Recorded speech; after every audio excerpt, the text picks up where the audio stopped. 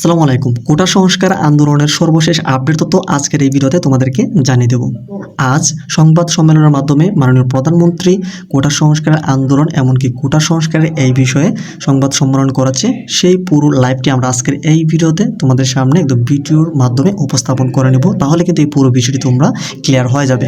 আদৌ এই যে কোটা সংস্কার, এই পুরো বিষয়টি কোটা সংস্কার কীভাবে করা হবে, কী কী সিদ্ধান্ত গ্রহণ করা হবে, এই পুরো বিষয়ের যে সকল সারসংক্ষেপ রয়েছে সম্পূর্ণ কিন্তু আমরা আজকের এই ভিডিও ফুটেজটা তোমাদেরকে আমরা দেখিয়ে দিচ্ছি। তো চলো আর দেরি না করে আমরা মূল ভিডিওতে যাচ্ছি। তার আগে আমরা ছোট্ট একটি রিকোয়েস্ট করবো, এখনো চ্যানেল নতুন যারা রয়েছে চ্যানেলটিকে সাবস্ক্রাইব করে না থাকলে অবশ্যই চ্যানেলটিকে সাবস্ক্রাইব করে রাখবে প্রতিনিয়ত শিক্ষামূলক সকল আপডেট তথ্য পাওয়ার জন্য।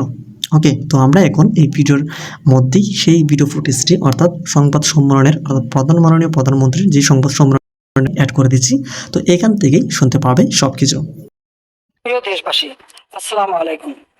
হিজরি 61 সনে পবিত্র এই দিনে ফোরাত নদীর তীরে কারবালার প্রান্তরে হযরত মুহাম্মদ সাল্লাল্লাহু আলাইহি সাল্লামের দৌহিত্র হযরত ইমাম হোসেন ও তার পরিবারের সদস্যরা শহীদ হয়েছিলেন। আমি তাদের প্রতি গভীর শ্রদ্ধা জানাচ্ছি। 1975 সালের 15ই আগস্ট বাংলার মাটিতেও জাতির পিতা বঙ্গবন্ধু শেখ মুজিবুর রহমানকে সপরিবারে হত্যা করে আরেক কারবালা বাংলার মাটিতে সৃষ্টি হয়েছিল। যারা শাহাদাত বরণ করেছেন আমি তাদের প্রতি শ্রদ্ধা জানাচ্ছি। 1971 সালে মহান মুক্তিযুদ্ধের 30 লাখ শহীদ এবং 2 লাখ নির্যাতিতা মা বোনের প্রতি শ্রদ্ধা জানায়। প্রিয় দেশবাসী, আজকে অত্যন্ত বেদনা ভারাক্রান্ত মন নিয়ে আপনাদের সামনে উপস্থিত হয়েছি। লাখো শহীদের রক্তের বিনিময়ে অর্জিত স্বাধীন বাংলাদেশের জনগণের আর্থসামাজিক উন্নয়নের জন্য নিরলসভাবে পরিশ্রম করে যাচ্ছি। বিগত 15 বছরের মধ্যে বাংলাদেশের মানুষের ভাগ্যের পরিবর্তন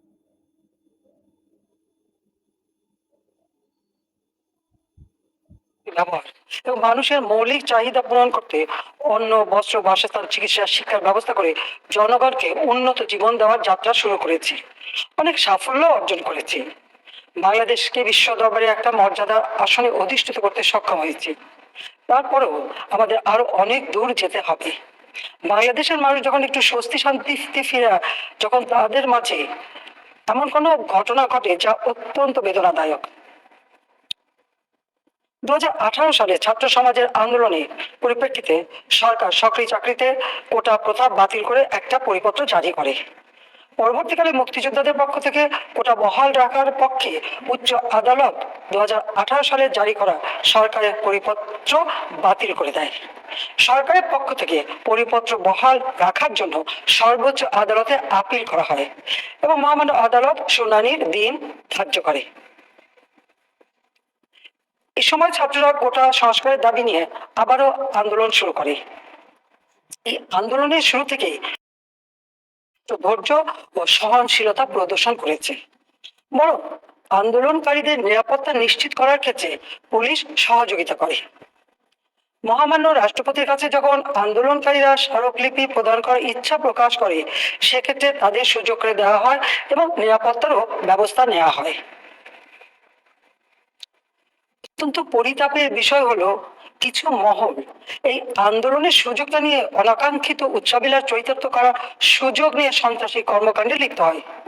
এর ফলে এই কোমলমতি শিক্ষার্থীদের আন্দোলনকে ঘিরে যে সকল ঘটনা ঘটেছে তা খুবই বেদনাদায়ক ও দুঃখজনক। হয়তো কতগুলি মূল্যবান জীবন ঝরে গেল। আপনজন হারাবার বেদনা যে কত কষ্টে তা আমার থেকে আর কে বেশি জানে। যারা মৃত্যুবরণ করেছে তাদের আত্মার মাগফিরাত কামনা করছি। পরিবারের সদস্যদের প্রতি গভীর সমবেদনা জানাচ্ছি। আমি প্রতিটি হত্যাকাণ্ডের নিন্দা জানাই। যে সকল ঘটনা ঘটেছে তা কখনোই কাম্য ছিল না। চট্টগ্রামে সন্ত্রাসীরা বহুতল ভবনের ছাদ থেকে ছাত্রদের হত্যার উদ্দেশ্যে নির্মমভাবে নিচে ছুঁড়ে ফেলে দিয়েছে। অনেক ছাত্রের হাত পায়ে রক কেটে দেয়, ও ধারালো অস্ত্র দ্বারা আঘাত করে। একজন মৃত্যুবরণ করেছে, অনেকে মৃত্যুর সাথে পাঞ্জা লড়ছে। ঢাকা, রংপুর এবং রাজশাহী বিশ্ববিদ্যালয়ের উপাচার্যের বাসভবন ও ছাত্রছাত্রীদের আবাসিক হলে অগ্নিসংযোগ ও ভাঙচুর করা হয়। সাধারণ পথচারী, দোকানীদের আক্রমণ, এমনকি রোগীবাহী অ্যাম্বুলেন্স চলাচলে বাধা প্রদান করা হয়। মেয়েদের হলে ছাত্রীদের উপর আক্রমণ করা হয়েছে এবং লাঞ্ছিত করা হচ্ছে। আবাসিক হলে প্রবেশদের হুমকি দেওয়া হয় এবং আক্রমণ করা হয়েছে। শিক্ষকদের উপর চড়া হয়ে তাদের গায়ে হাত তোলা হয়েছে।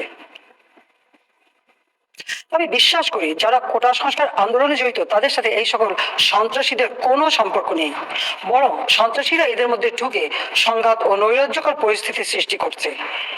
এই ধরনের ঘটনার সঙ্গে যারা জড়িত তাদের চিহ্নিত করে উপযুক্ত শাস্তির ব্যবস্থা করা হবে।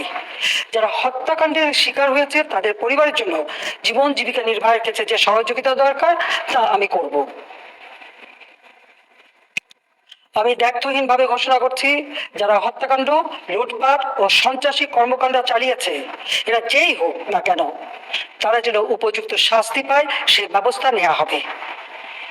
আমি আরো ঘোষণা করছি, হত্যাকাণ্ড সহ যে সকল অনভিপ্রেত ঘটনা ঘটেছে সুষ্ঠু ও ন্যায় বিচারের সাথে সে সকল বিষয়ে বিচার বিভাগেও তদন্ত করা হবে। তাদের উস্কানিতে সংঘর্ষের সূত্রপাত হলো, তারা কোন উদ্দেশ্যে দেশকে একটি অরাজক পরিস্থিতির দিকে ঠেলে দিল তা তদন্ত করে বের করা হবে। আমি আন্দোলনরত কোমলমতি ছাত্রছাত্রীদের নিরাপত্তা নিয়ে অত্যন্ত উদ্বিগ্ন। এই সন্ত্রাসীরা যে কোনো সময় সংঘাতের পরিবেশ তৈরি করে তাদের ক্ষতি সাধন করতে পারে। তাই শিক্ষার্থীদের পিতা মাতা, অভিভাবক এবং শিক্ষকদের প্রতি আমার আবেদন, তারা যেন তাদের সন্তানদের নিরাপত্তার বিষয়ে সজাগ থাকেন। একই সাথে সকল শিক্ষা প্রতিষ্ঠানের ছাত্রছাত্রীদের নিরাপত্তার বিষয়টি বিশেষভাবে নজর রাখেন। সরকার হাইকোর্টের রায়ের বিরুদ্ধে সর্বোচ্চ আদালতে আপিল করেছে। আপিল আদালতের শুনানির দিন ধার্য করা হয়েছে। আদালত শিক্ষার্থীদের কোনো বক্তব্য থাকলে তা শোনার সুযোগ সৃষ্টি করে দিয়েছে। এই আইনি প্রক্রিয়ার মাধ্যমে সমস্যা সমাধানের সুযোগ রয়েছে। এই আইন প্রক্রিয়া সমাধানের সুযোগ থাকা সত্ত্বেও রাস্তায় আন্দোলনে নেমে দুষ্কৃতিকারীদের সংঘাতের সুযোগ করে দেবেন না। সর্বোচ্চ আদালতের রায় আসা পর্যন্ত ধৈর্য ধরে অপেক্ষা করার জন্য আমি সকলকে বিশেষভাবে অনুরোধ জানাচ্ছি। আমার বিশ্বাস, আমাদের ছাত্র সমাজ উচ্চ আদালত থেকে ন্যায় বিচারই পাবে, তাদের হতাশ হতে হবে না, ইনশাল্লাহ। তো এই সংবাদ সম্মেলনের মাধ্যমে তিনি যেই বিষয়টি এখানে তুলে ধরার চেষ্টা করছে, আমরা যদি ডেইলি ক্যাম্পাসের একটি নিউজ এখান থেকে ওপেন করি তাহলে কিন্তু আমরা এখানে হেডলাইনই দেখতে পাচ্ছি, হতাশ হওয়ার কারণেই আদালতের রায়ে শিক্ষার্থীরা ন্যায় বিচার পাবে প্রধানমন্ত্রী। তো এখানে তিনি যে বিষয়টি এখানে তুলে ধরার চেষ্টা করেছে, আদালত থেকে অর্থাৎ হাইকোর্ট থেকে যেই রায়টা আসবে সেটা কোটা সংস্কারের একদম ন্যায় বিচার পাবে শিক্ষার্থীরা, অর্থাৎ কোটা সংস্কারের যেই কারণে করা হচ্ছে সেইটা মোতাবেকই কিন্তু শিক্ষার্থীদের কোটা সংস্কারটা করে কিন্তু সেটা আসবে, আর সেটা আসতে একটু সময় লাগবে।